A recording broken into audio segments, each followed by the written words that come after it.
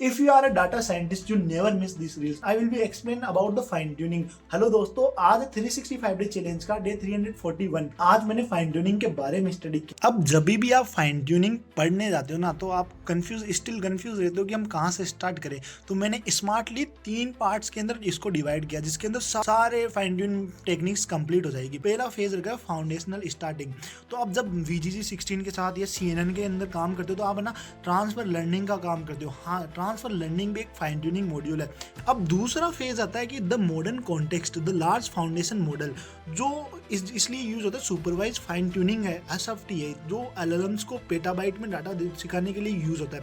फिर third phase आता है हमारा, जिसके अंदर जनरेटिव AI के अंदर इसको यूज किया जाता है, जैसे कि the efficiency evolution parameter efficiency fine tuning, EFT बोलते हैं इसे।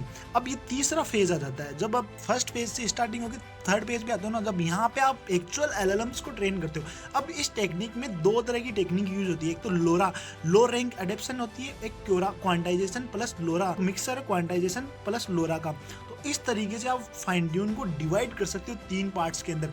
अब आपको कभी कंफ्यूजन हो कि मैं कौन से फेज में हूँ, तो आप इस डायग्राम के थ्रू देख सकते हो कि आप किस फेज के अंदर पढ़ रहे हो और आपने कौन सा फेज कंप्लीट कर लिया है। ये ट्रांसफर लर्निंग आपने कंप्लीट की होगी CNN के डोमेन में।